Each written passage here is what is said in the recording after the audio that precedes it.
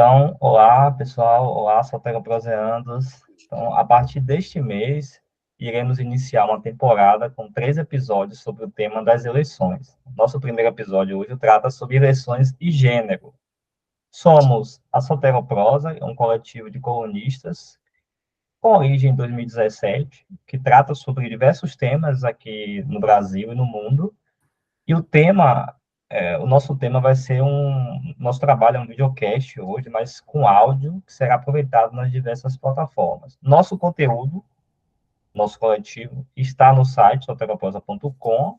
Temos também um canal no YouTube, que é o Soteroprosa Olhares Contemporâneos, e também nós estamos nas redes sociais, né? O Instagram, @soteroprosa, e nos streamings, Spotify, Apple Podcast, Google Podcast, como Soteroprosa Olhares Contemporâneos. Temos vários podcasts, inclusive, gravados, e muitos soteroáudios, né, que seriam textos curtos, né, que nós gravamos e publicamos também. Então, acompanhem nosso trabalho.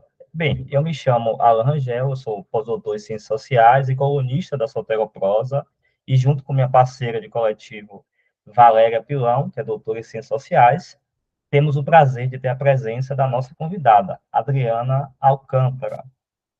Adriana é graduada em Direito, mestre e doutora em Políticas Públicas e pós-doutoranda em Políticas Públicas na Universidade Federal do Piauí, pesquisadora em Política e Gênero e autora do livro Os Partidos Políticos como Instrumentos de Exclusão das Mulheres na Arena Política, publicado, se eu não me engano, este ano. Sim, Então, assim, o interessante é que desse podcast é que nós estamos em 3 lugares diferentes, né? Eu estou em Salvador, a Valéria está em Curitiba e a Adriana está em Fortaleza, tá? Então, agradecer a Adriana, que se quiser fazer os primeiros comentários, aí a gente já começa com uma questão. sim, vou começar então. Valéria, quer falar, Valéria? Ou eu posso começar? Tá sem som, Valéria, né? você está sem som, é. Fique à vontade, Adriana, para começar. Só quero reforçar aí o agradecimento do Rangel pela sua presença aqui conosco. Muito obrigada. Eu queria agradecer também a oportunidade de estar aqui conversando com vocês. É sempre bom a gente falar sobre política. Eu sou viciada em política, em partidos políticos, gênero, participação e esses instrumentos que fazem com que a democracia consiga andar, ou pelo menos a gente acha que ela anda, né? Esses acontecimentos, esses últimos acontecimentos dessa semana, fazem a gente ficar pensando, onde é que a gente está, né? Se a democracia está andando, ou se a gente parou, ou se a gente voltou, né? Mas é, é muito bom falar sobre gênero, política e participação feminina, né? Muito legal. Estou à disposição de vocês para a gente começar. Nossa, bacana. Então, vamos lá, vamos começar com uma questão aqui para a gente começar a discutir. Vai ser um diálogo, né? Acho que um diálogo que certamente muitos aí estão interessados em entender melhor o fenômeno do gênero nas campanhas políticas, né, no Brasil. Então, a gente tem algumas questões aqui. Primeiro, vamos pensar assim, como é que, a primeira questão, né, de fundo, né, como é que a desigualdade de gênero afeta a participação feminina nas eleições, e considerando também a ocupação de cargos eletivos no Brasil, né, e considerando as barreiras estruturais e culturais enfrentadas pelas mulheres, assim, como é que você consegue enxergar, né, assim, resumindo a pergunta, essa questão das desigualdades, né, e historicamente as mulheres têm ocupado pouquíssimos espaços em candidaturas, né, e também em conseguir efetivamente se eleger, e relacionando isso com essas barreiras, né? Existem questões de fundo, questões socioculturais que se dificultam, e aí até questões políticas, inclusive, né, que dificultam o acesso das mulheres na política, né? Certo. Assim, para a gente falar de desigualdade na política, a gente não pode deixar de conversar sobre essas desigualdades de gênero, né? Ah, E aí, quando a gente fala de desigualdade de gênero, não só o masculino e o feminino, né? Não só a mulher e o homem, né? A gente, o meu mestrado, eu fiz trabalhando a representação, o significado da representação para os vereadores de Fortaleza. E aí, no doutorado, eu trouxe esse diferencial é, da importância de você incluir as mulheres no cenário político e perguntando por que os partidos não conseguem fazer isso, né? E é um problema estrutural, mas é um problema também social, para além do político partidário.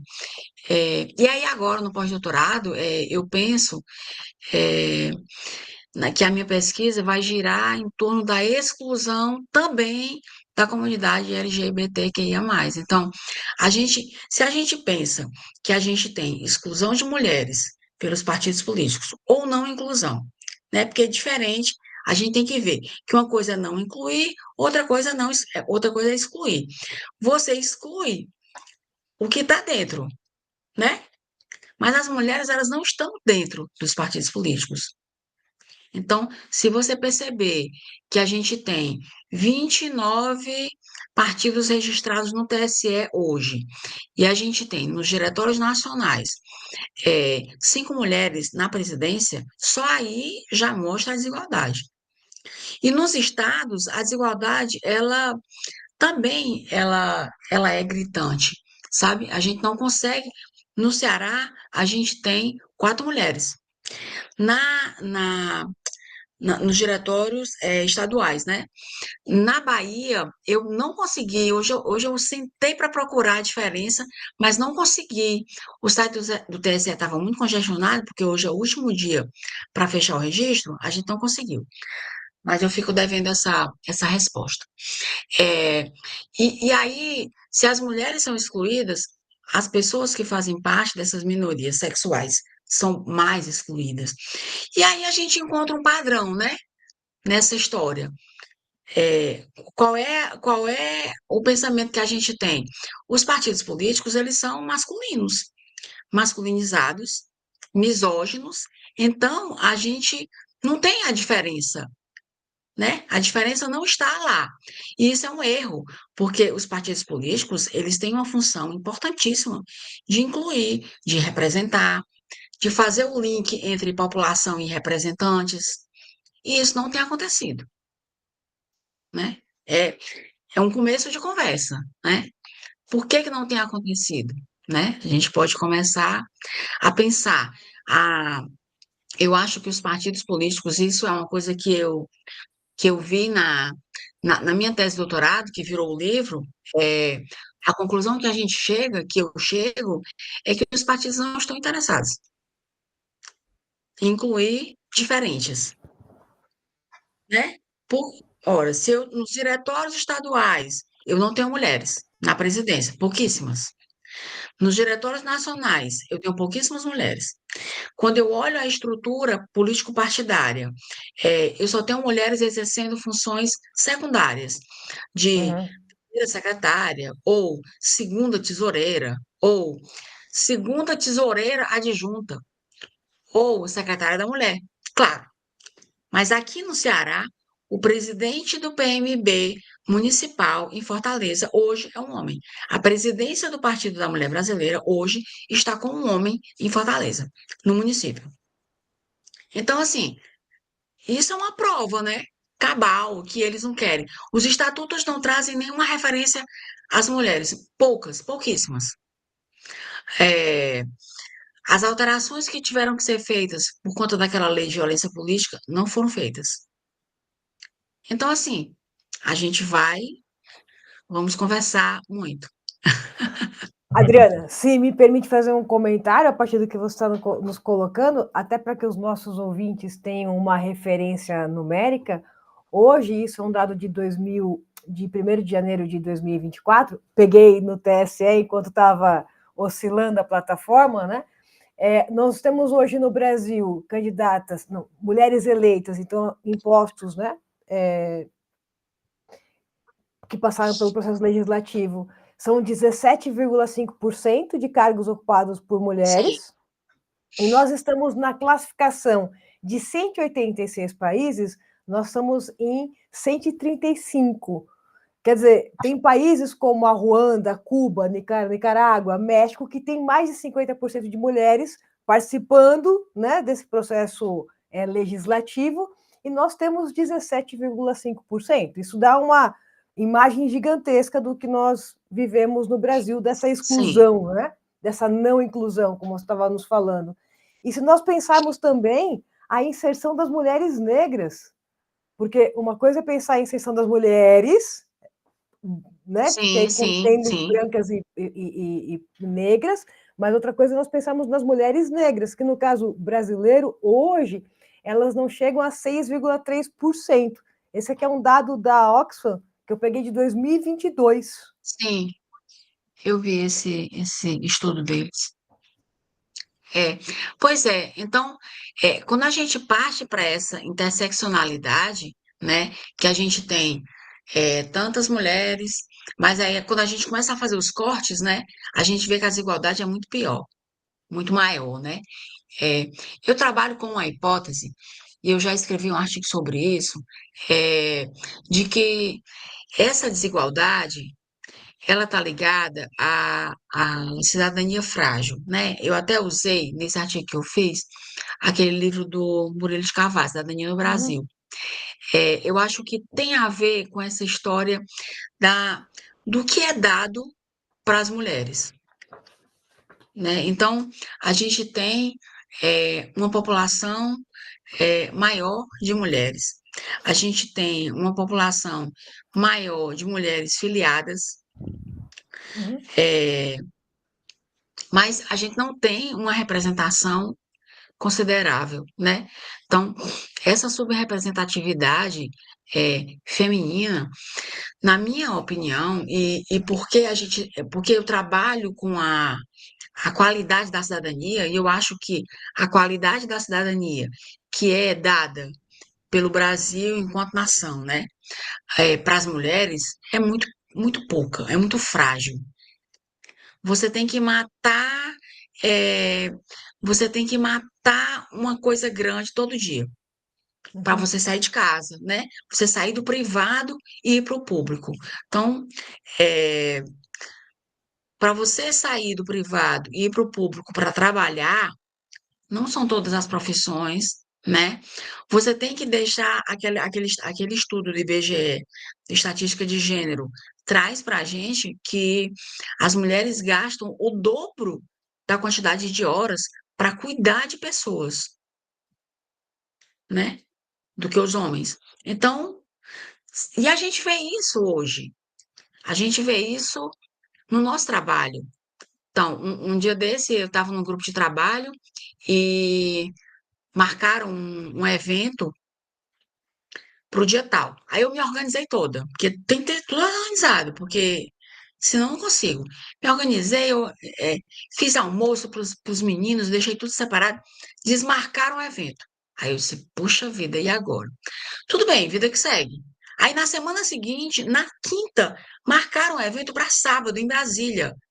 Isso é para homem. Isso não é para mulher. É para homem que chega em casa, põe as cuecas na mala, dá um beijinho na mulher e vai para Brasília, né? Não, então, assim, essas coisas, imaginem quando a gente pensa na possibilidade de uma mulher se candidatar. É muito difícil. Ah, é, eu tenho uma autora que eu usei muito na minha, na minha tese, que ela é mexicana, a Flávia Friedenberg. Ela tem um estudo maravilhoso sobre partidos de gênero. E aí ela traz uma ideia das barreiras que as mulheres têm que enfrentar para se candidatar. Eu acho muito legal. Sempre que eu vou dar aula assim, sobre isso, eu falo, porque é muita coisa. A mulher ela tem que decidir com ela mesma se ela vai se candidatar. Quando ela decide, ela vai passar para a família. Então, ela chama a família e diz: Ó, eu vou me candidatar a vereadora no interior da Bahia. A campanha é violenta. As agressões para as mulheres não são iguais às agressões que fazem aos homens, né? Inclusive, O marido vai sofrer, a esposa dela vai sofrer se ela for lésbica, os filhos vão sofrer porque vão descobrir coisas ou inventar coisas que vão fazer com que ela seja prejudicada na cidade, uma cidade pequena, né? E aí, depois disso, ela vai convencer ao partido que ela é boa de voto. Porque o partido, ele não precisa que o homem seja bom de voto, ele precisa que a mulher seja boa. Aí ela tem que provar. Ele não. Mas para ela entrar na cota dos 30, já que ela vai diminuir a vaga, roubar a vaga de um homem, porque isso é o que se diz, né? Então, uma mulher boa, ela entra na cota dos 30 e ela vai roubar a vaga de um homem ruim. Olha só, o ruim de voto, ele vai perder para uma mulher maravilhosa, que tem inclusive curso superior, porque eu já vi nas análises que eu fiz, a mulher para ser eleita a vereadora no interior do estado, ela precisa ter mais instrução do que o homem. Então, é muito corte, né? Tá, convencer o partido. Começa, vamos lá, vamos fazer a convenção. É outra barreira. A convenção e o partido vai patrocinar essa mulher? Vai, ele vai ter que se justificar para os homens por que que ele está apoiando a mulher e não o homem. Quando ela consegue ser escolhida na convenção e juntar os documentos do registro, começa a campanha. A campanha é cruel. Se essa mulher for eleita, começa o mandato. A Samia Bonfim que diga para a gente como é difícil uma mulher exercer um mandato, né? Então, a vida não é fácil. Resumo, né? A vida não é fácil. É E isso. aí, o que você está nos narrando, Adriana, é a demonstração de uma reprodução de uma estrutura de desigualdade que está dada na sociedade brasileira e que vai sendo reproduzida, né? Porque você falou da questão dela ter escolaridade superior. Quer dizer, nós sabemos que no Brasil as mulheres, juntando negras e brancas, enfim, todas né, divisões possíveis, ela tem maior tempo de escolaridade comparado com os homens. Mas a gente vai entrar no mercado de trabalho e a gente vê que essas mulheres recebem menos do que os homens exercitando as mesmas Sim, profissões. Então, o âmbito da sim, política ele reproduz essa desigualdade que é vista em todos os outros setores já, né, no Brasil. sim, Não é sim, uma, não, eu quero dizer com isso que a gente não tem uma grande novidade. sim. E que é interessante Não é uma que novidade, é uma reprodução. e a ideia de que haveria duas divisões claras entre o que é público e privado, como se não houvesse uma relação ali, né? Já foi desconstruída muito pelos estudos da ciência política feminista. Ou seja, Pois é, o campo da casa também é um campo político, né? sim, Portanto, essa coisa, né? pois Você é, fala um pouco sobre isso. mas não é um campo político que te leve para fora, que te dê capital político. Ele é um campo político, claro, né? Aquele livro da Spivak, né? Traz essa história e mete um pau na Hannah Arendt quando ela fala na divisão do público e do privado. Mas o privado, Rangel, ele não te dá capital político. Sim, Ele te dá força, energia, né? Coragem, disposição, né? Ela te dá caráter, talvez, dependendo do privado que você esteja, mas é, um senso de proteção aos seus e às suas, mas ela não te dá capital político. E aí o partido, ele quer uma mulher pronta, com capital Uhum. político. E aí a gente vive num ciclo que fica se repetindo, porque a mulher não tem capital político porque a ela não dada a oportunidade de formar o capital político, né? E aí ela não é escolhida porque ela não tem capital político e ela não pode fazer capital político porque ela não é escolhida. E aí a gente vai tendo essa reprodução o tempo todo de uma política patriarcal mesmo, de uma Uhum. política machista, né? Pra você ter uma ideia, em Fortaleza, a gente tem 9 candidaturas a prefeito, né? Prefeito? A prefeito mesmo, porque não tem mulher candidata a prefeito aqui. A gente tem 9 homens e tem 6 mulheres na vice. Dessas 6 mulheres, 4 têm nível superior e têm escolaridade superior aos chefes aos cabeças de chapa. Ah, mas a instrução não é tudo. Tudo bem. Eu estou só escolhendo um padrão aí. Eu estou Uhum. escolhendo um critério para dizer, né? E aí eu tenho inclusive pessoas que não têm vivência política, mas o homem está lá. O homem está sem vivência política, ele está lá como o prefeito, o candidato a prefeito. A mulher também não tem. Mas por que isso? A gente não tem nenhuma mulher candidata a prefeita em Fortaleza. Uma cidade enorme, uma capital gigante. Não tem. Não se cogita. Aliás, a gente teve um cogitar de uma candidatura de mulher, mas que não foi levada nem para plenária, entendeu? Então, não é uma situação fácil.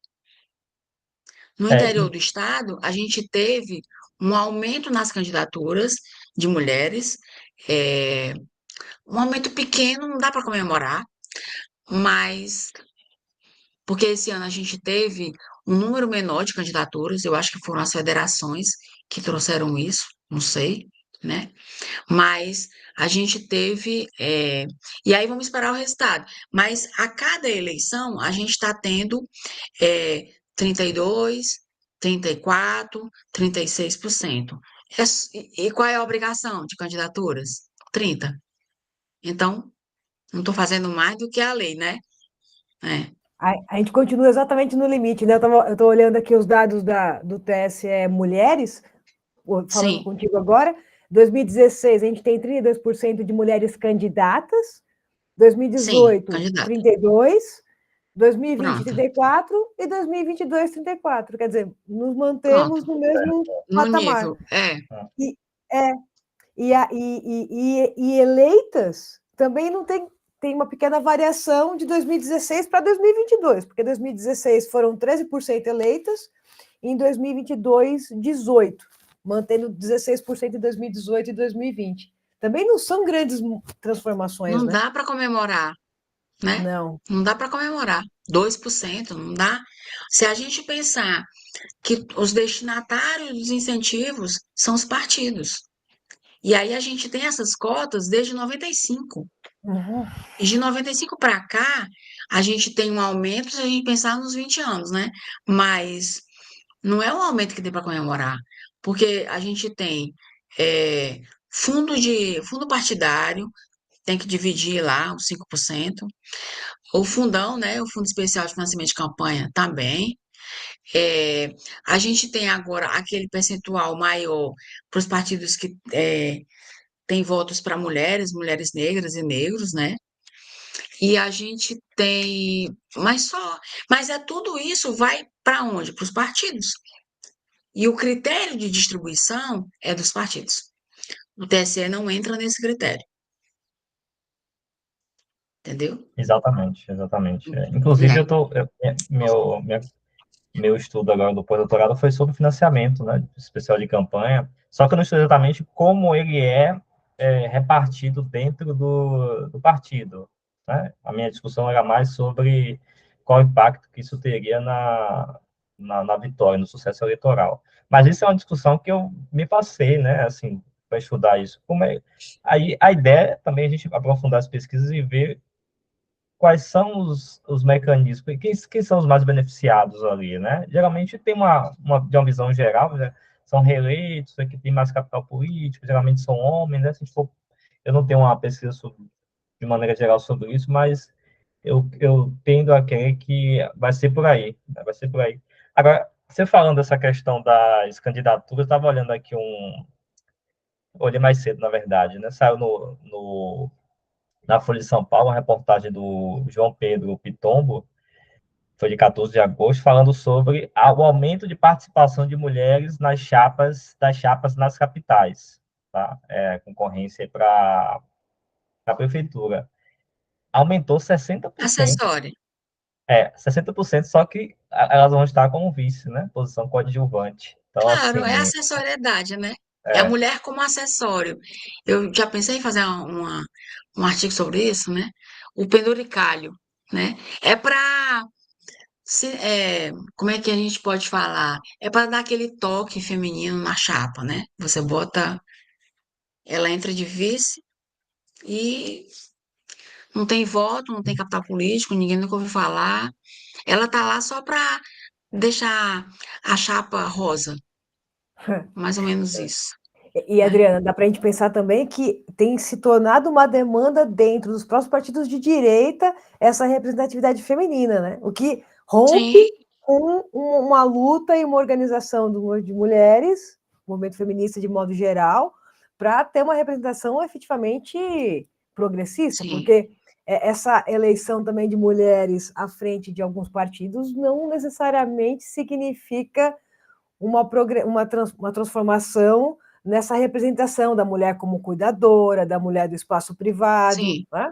Pelo contrário.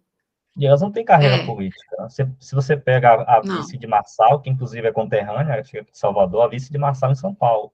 Ela não tem qual é a carreira política dela, qual é a bagagem do ponto de vista da trajetória. é, Não tinha, né? Ela está ali porque pois ela é é, evangélica, ela representa um nicho ali que, né? Mas eu não vejo ela, não conhecia na verdade, né? Então, isso é é, interessante. Ó. eu fico pensando, quando vocês falam assim, eu fico pensando que esse argumento assim, mas de que adianta a gente ter uma mulher lá se ela vai reproduzir uma política, a política já do homem que colocou ela lá, né? Aquela história da herança, né? Do capital político, é, que ela herdou, né? Que ela vai ter que fazer, mas reproduzindo uma política anterior.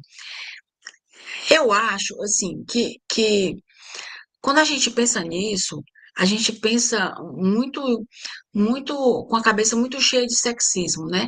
Porque o homem não pode ser um cara mala, né? Um governante ruim. A mulher também pode. Então, o homem pode ser um péssimo político. A mulher também pode, ela não conseguiu. Ela não conseguiu, é, ela não conseguiu é, erguer a carreira dela, ela não conseguiu fazer. E o mandato foi pouco, ela não aprendeu, aquele espaço não era dela, ela não conseguiu. Mas isso acontece todo dia com homens, que exerceram um mandato péssimo, né? E desistiram ou se candidataram novamente. O grande problema que a gente tem que pensar e deixar o sexismo de lado também, e o machismo, é que a mulher, ela também pode ter, ela também tem o direito de não se dar bem na política, da política não ser para ela, daquele espaço não ser dela. Ela pode ter sido, os 4 anos do mandato, ela pode ter sido impedida de exercer, né? Existem várias hipóteses. Mas o eleitorado, incentivado pela imprensa, porque uma das coisas que eu tenho lido também, inclusive a Butler fala dessa história, quem tem medo do gênero, a imprensa não ajuda também. A imprensa, ela é masculina. E aí, você pega uma mulher que nunca foi candidata, que ganhou, pronto, ganhou, vai ser prefeita no interior da Bahia. É, ela vai ter que ter um tempo para aprender o que é gestão, né? Cercada de assessores masculinos que querem que ela não dê certo, né? Então, tem essa possibilidade. Ela pode estar ali representando uma figura masculina que foi declarada inelegível e, no apagar das luzes, colocou a mulher, ou a noiva, ou a namorada, ou a filha, né? E ele vai ficar toda a gestão é do cara, não é dela. Ela tá lá só para assinar. Tem essa possibilidade também.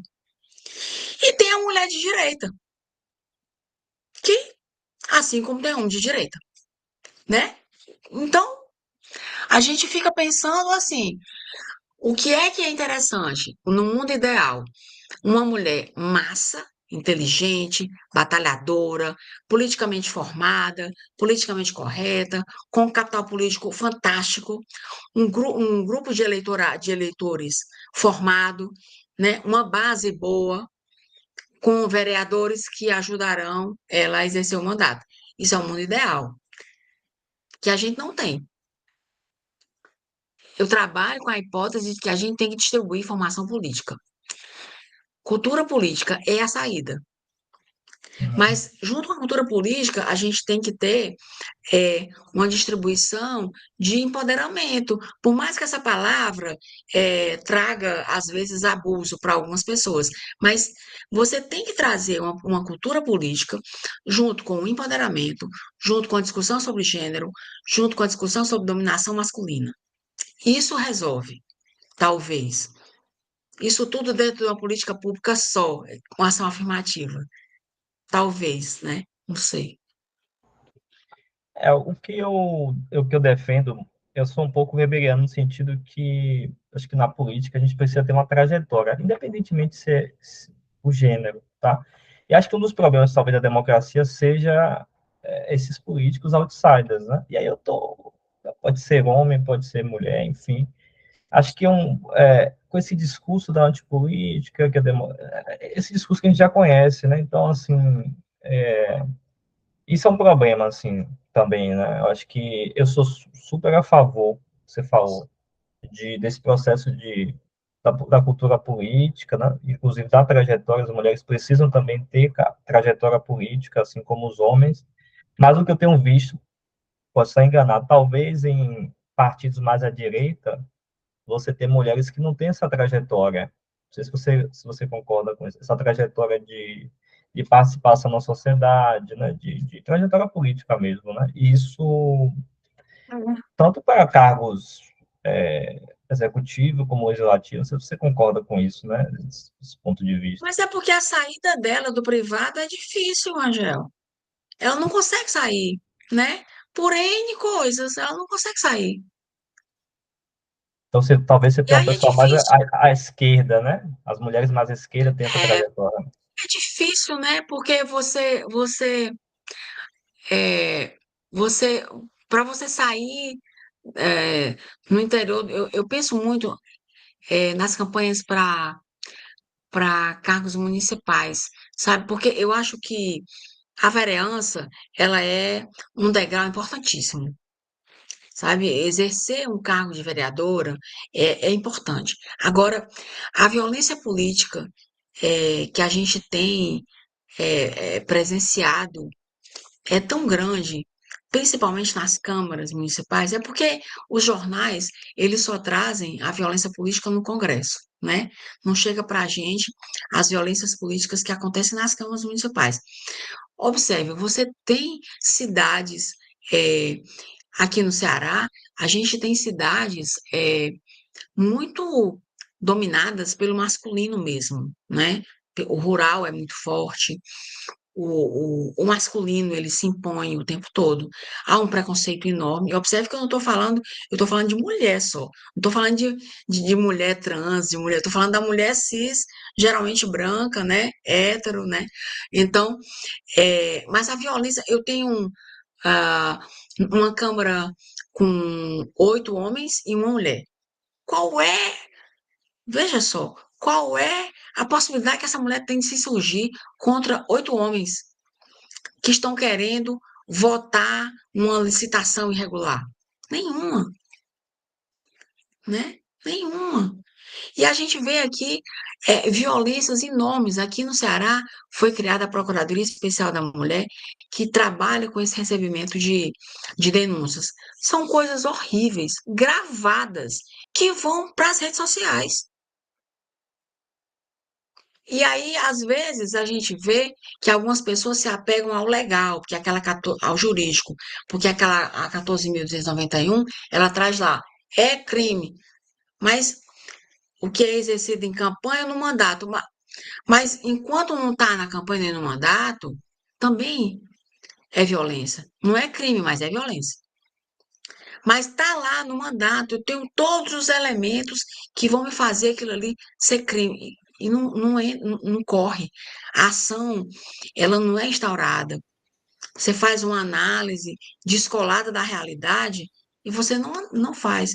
E aí a mulher denunciou, criou coragem para denunciar, sofreu, vai ser revitimizada, porque começa aquele processo sem fim e a pessoa nem afastada é. Então, é difícil você querer que uma mulher tenha uma carreira política formada para se candidatar.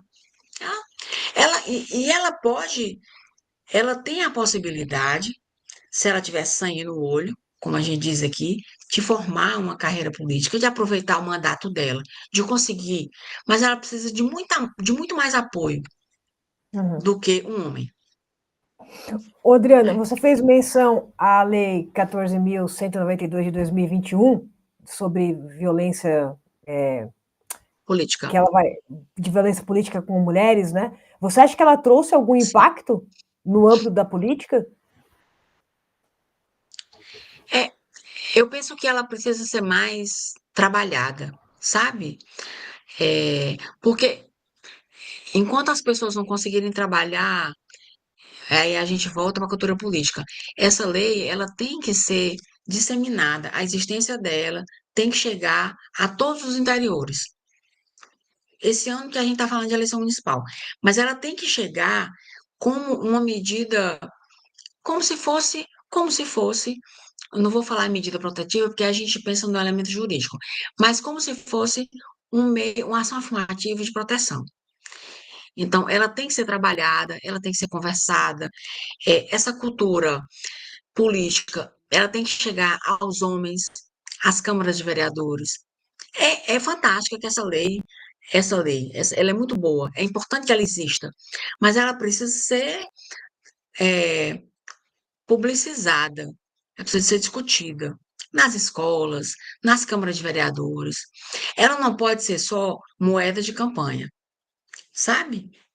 Porque ela tem coisas efetivas, mas enquanto você ficar só no jurídico, bem, eu vou pegar uma caixinha, aí eu quero olhar os verbos, os números,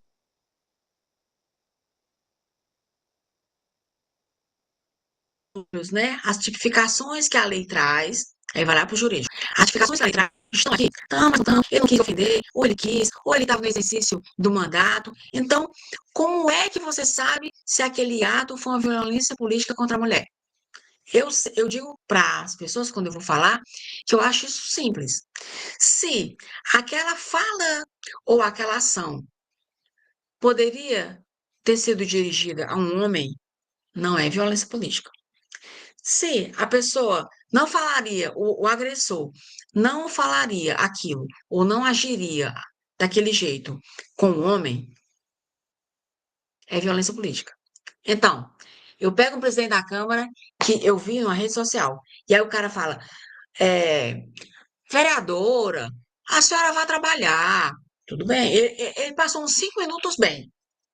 Para trabalhar, não fique aqui fiscalizando o que a prefeitura está fazendo, não. Vá fazer alguma coisa. No fim da fala, ele disse: vereadora, vá cuidar da sua cozinha. Ele diria isso para o homem? Não, é violência política. Pronto, não tem o que discutir. Pronto, é fácil, né? Vá cuidar da sua cozinha, vá arrumar uma roupa para lavar. Ele diria isso com o homem?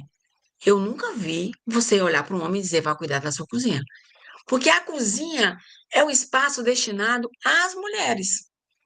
Infelizmente, nós crescemos assim, né? Tem quem fure a bolha, mas é assim, né? E essa a política, reprodução. ela tá nesse nível, né? Então, assim, mudar a política, antes de mudar a política, a gente precisa mudar, talvez, a cultura, né? No fim das contas, a política é uma reprodução disso também, né? Concordo É, totalmente. Assim, Eu acho que tem que conversar mais sobre gênero, sabe? Sobre gênero, sobre diferenças, sobre...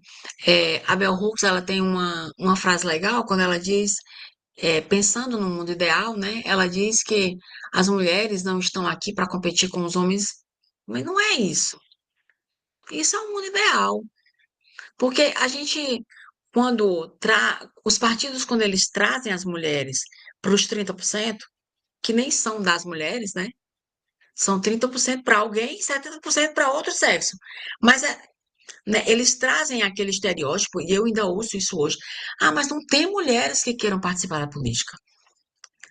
Claro, porque é um ambiente inóspito, né? sim. É um lugar masculino. que ela tem que ficar ouvindo. Olha, eu ouço cada depoimento que eu fico assim muito passada. E você conta nos dedos as mulheres em cada estado, você sabe no seu, você sabe em Salvador, você sabe quem são as mulheres que se destacam. São poucas que elas se destacam e vão ficar na política. Agora, existem mulheres que se candidataram e sofreram tanto na campanha que não querem mais se candidatar. Existem mulheres que se candidataram querendo trabalhar, mas o partido não deixou. Eu tenho uma amiga que ela tem um livro chamado Fictícias. Foi o primeiro livro que eu tenho notícia que trouxe essa história das candidaturas fictícias que a gente chamava, né, para ela, a tese de doutorado dela, são as candidaturas fictícias. E ela fez uma tipologia das candidaturas fictícias. E ela entrevistou muitas mulheres. Ela era chefe de cartório no interior, hoje ela está em Fortaleza. O nome dela é Roberta Laena. Ela é fantástica. E aí ela sempre traz esse exemplo, que entrevistou mulheres que queriam ser candidatas, queriam fazer campanha. Quando elas se candidataram, passaram por aquelas barreiras todas lá, que elas iam começar a fazer a campanha, o partido chegou para elas e disse: Não, você não vai fazer campanha. A gente não quer que você faça campanha. Você está aqui só porque a gente precisou dos 30%. Sabe? Existem partidos que ela se candidatou sabendo que não ia fazer campanha. A mulher sabia que ia trabalhar para o prefeito.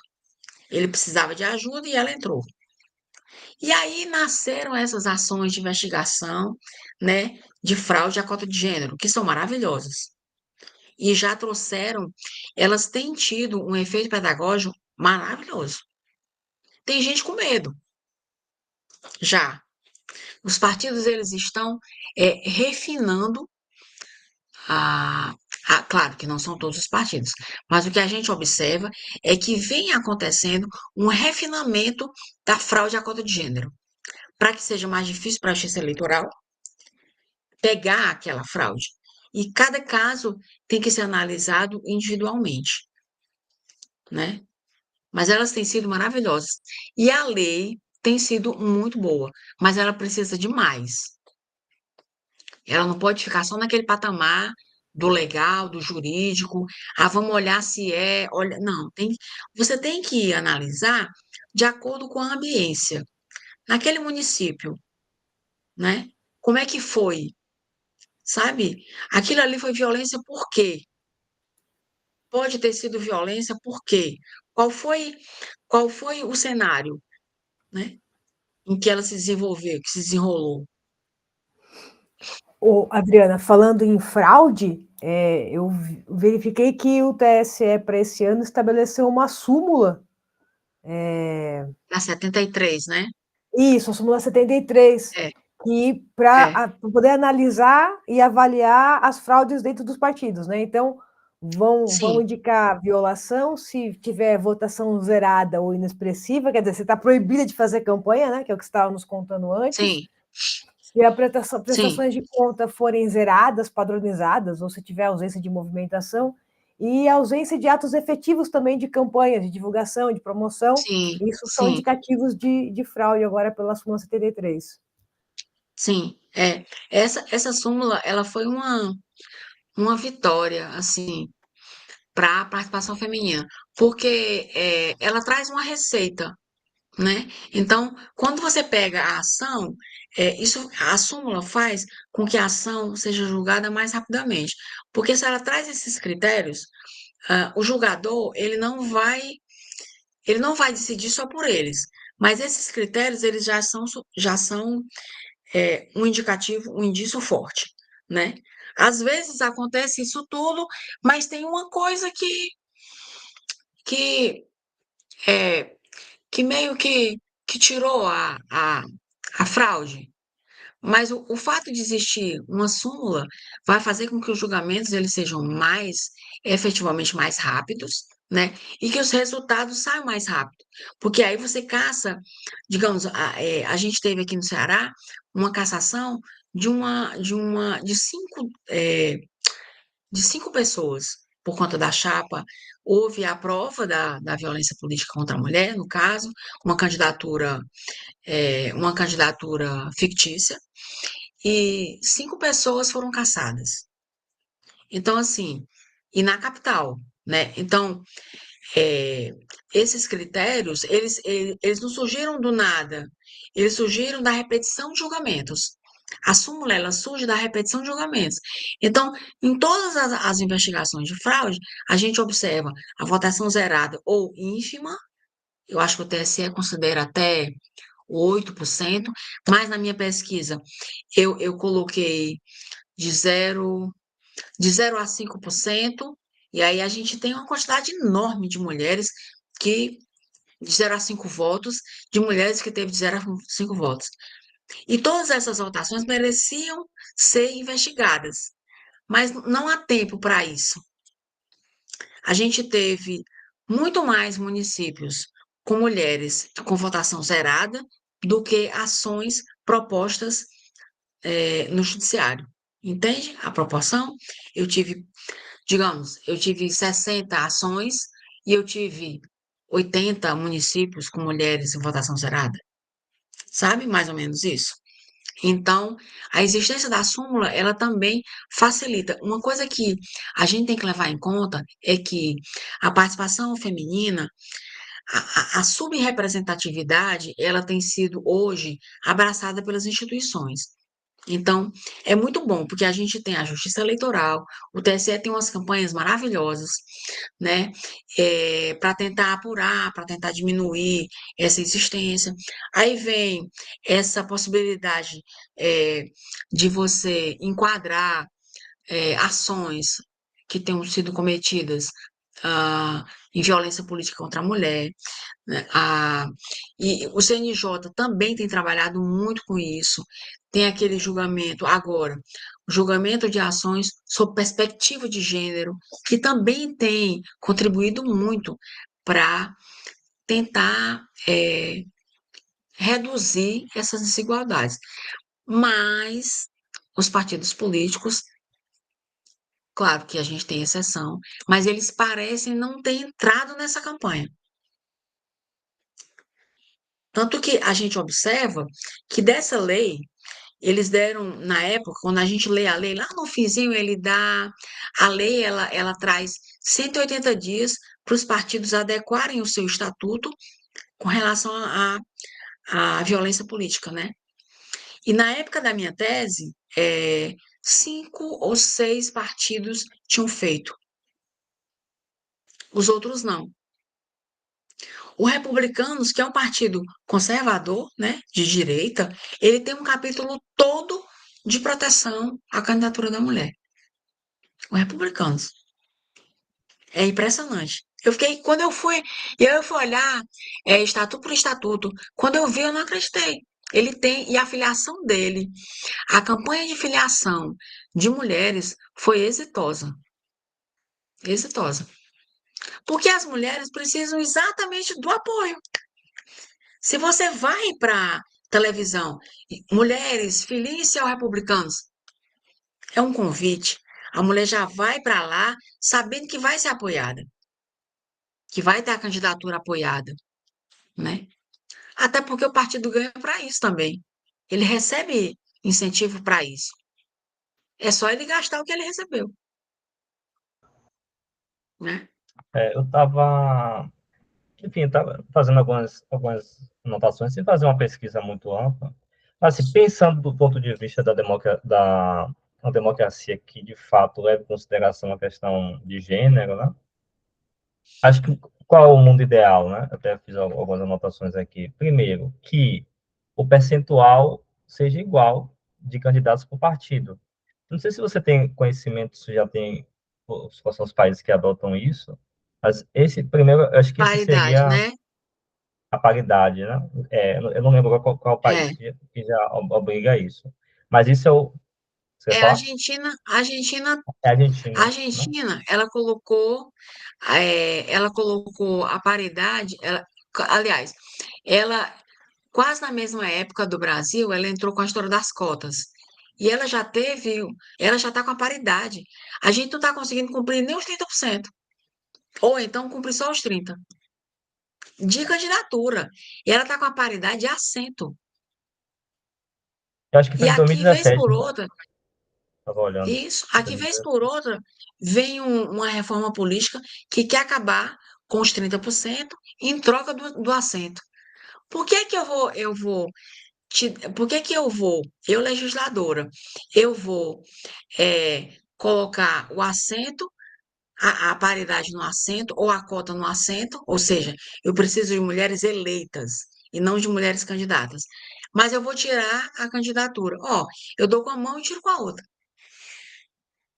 né? Sim. É muito, é É, muito cruel, sabe? Muito cruel. sim. Aí eu coloquei também aqui, eu não sei se é a Islândia, eu vi alguma coisa assim de percentual igual de mulheres e homens no parlamento. Teve um país que fez, não sei se foi, que seria, ou seja, 50-50, tá? Que tem É, que... 50-50. É a Islândia que tem isso? Que é paridade. Eu não sei, mas deve Islândia. ser, porque todo mundo diz que a Islândia é fantástica, né? Deve ser.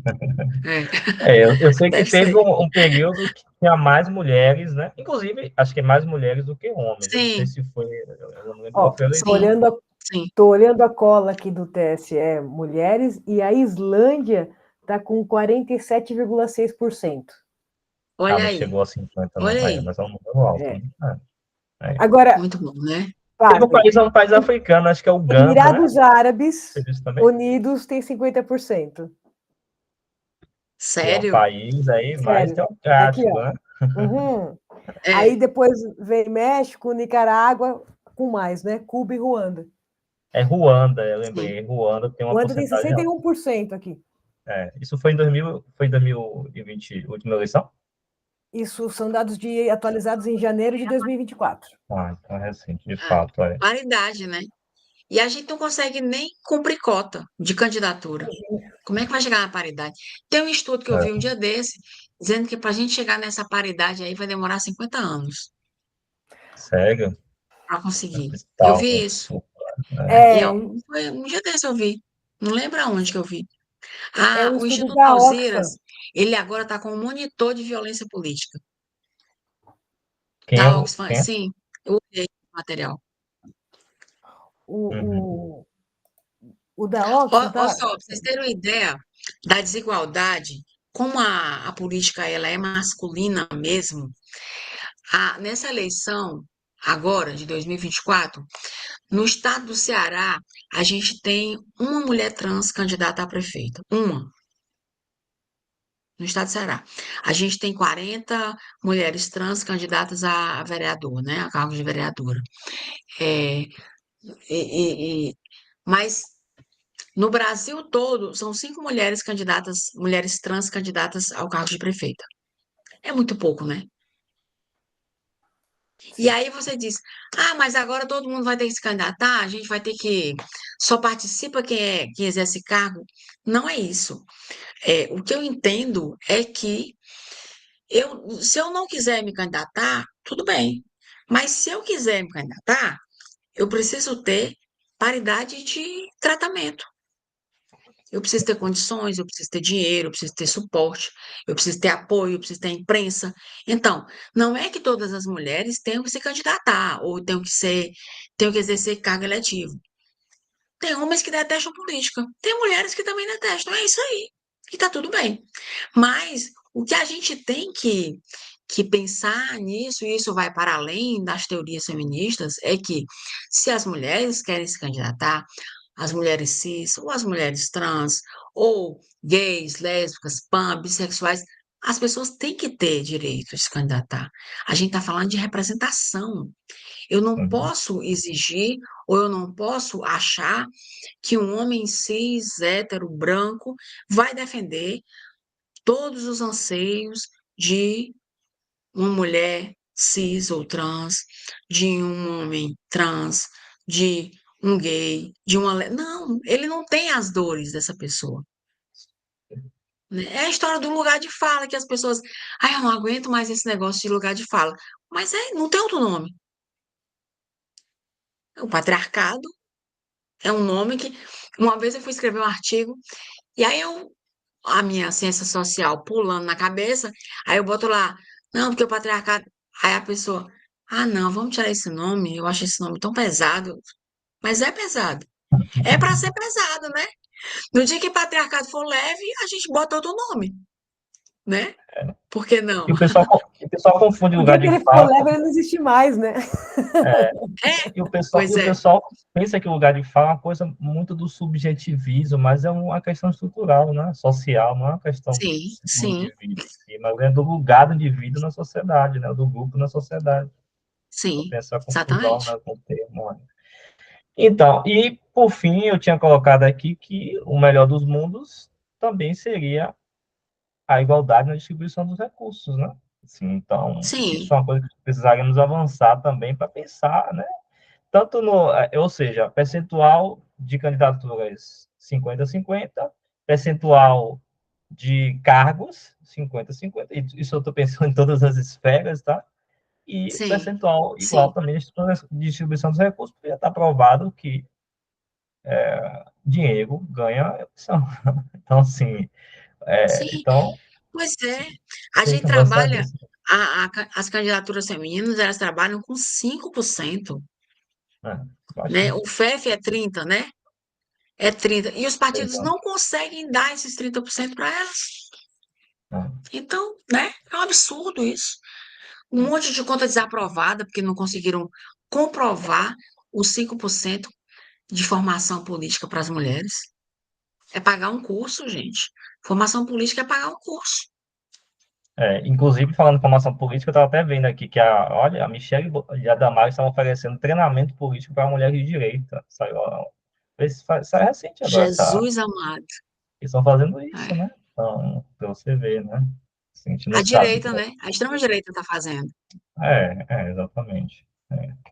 Porque pensa lá na frente, né? Tem estratégia, né? Exato, exato, tem método, né? Tem Está estratégia. chamando mais gente, né?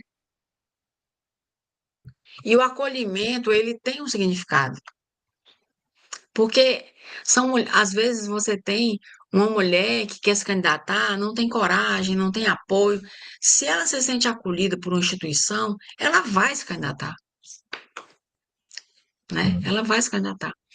É, E você citou eu republicano, não acho foi? muito, Adriano, rapidinho. Foi o republicano que você citou, que é um partido que tem abertura mais para acho que mulheres foi aí? republicano, eu acho que foi. Inclusive, acho que a Damares é do republicanos, né? Então faz sentido aqui, né? É, Faz sentido. exatamente. Eu tenho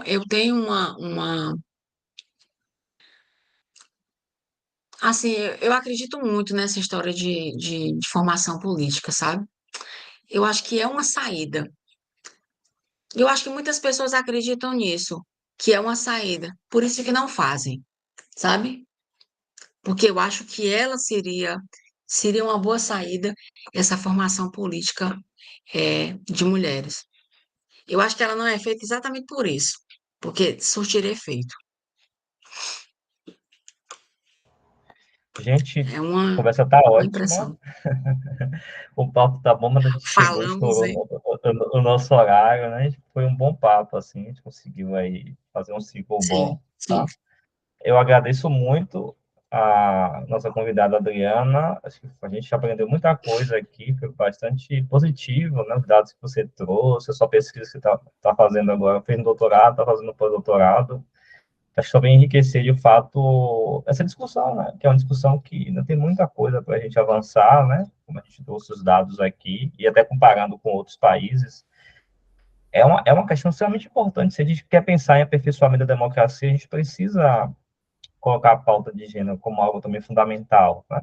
Tem outras sim, questões sim. raciais, né, que a gente colocou, mas acho que isso é fundamental. Então, é isso. Agradecer muito a Adriana, a Valéria também, se quiser fazer os comentários finais aí, a Adriana também, para a gente encerrar. E só lembrando, né, que a gente vai fazer 3 episódios de eleições, e se for o primeiro, eleições de gênero, a gente vai ter um episódio também sobre eleições e questões raciais também, que é o segundo, o terceiro agora eu não me recordo, tá? Mas a ideia é de que a gente faça aí um ciclo até o final das eleições, né, desse ano, tá? Então é isso. agradecer a Adriana, vou deixar falar com Valéria, depois passo para a Adriana para a gente encerrar de fato. E, gente, não esquecer de seguir nossas redes sociais. Esse podcast vai ficar nos streams, né, vai para o YouTube, a gente vai também fazer os cortes no próprio Instagram, tá? Então, a gente ainda vai alongar mais esse papo aqui. Maravilha, Rangel. Eu primeiro quero agradecer por ter conversado e a oportunidade de conversar com a Adriana, foi um prazer, foi um diálogo, um bate-papo enriquecedor para todos nós e vai ser para os nossos ouvintes. E agradecer o Rangel, que me convidou para participar aqui com ele nesse bate-bola, nesse diálogo com a Adriana. Muito obrigada, Rangel, pela generosidade, e a Adriana, que esteve conosco aqui, compartilhando seu conhecimento e seus estudos. Valeu, Adriana. Obrigada. Eu queria agradecer também, foi maravilhoso, adoro conversar sobre isso, a gente poderia conversar várias horas. E eu tenho um Instagram, onde eu criei ele para divulgar os meus achados de pesquisa, chama Ganhando a Rua. Depois, quem quiser entrar lá, dar uma olhada, compartilhar, curtir se tiver gostado. E aí eu trago essas contas que a gente fez aqui, eu trago lá, eu posto sempre. E a minha intenção é a gente conversar e distribuir cultura política. O meu livro também, ele está na Amazon. E aí, quem tiver interesse, procurar, tá bom? E muito obrigada. E depois da eleição, a gente pode conversar sobre os resultados, Legal, boa, legal. né? Lembrando que o livro da Adriana, Os Partidos Políticos como Instrumento de Exclusão das Mulheres Eu tenho na ele Arena aqui, ó. Política, né? Pronto. Aí Pronto. qualquer coisa tá na Amazon, pode procurar a Adriana lá no Na Instagram Amazon. dela, tá bom, gente? Sim. Valeu, pessoal. Até a próxima. Obrigada. Tchau, Boa tchau. noite. Quer dizer, Boa tchau, noite. tchau. Tchau, tchau. Prazer, Valéria. Tchau, Prazer. Valeu. Rangel. Obrigado, Adriana. Tchau, tchau.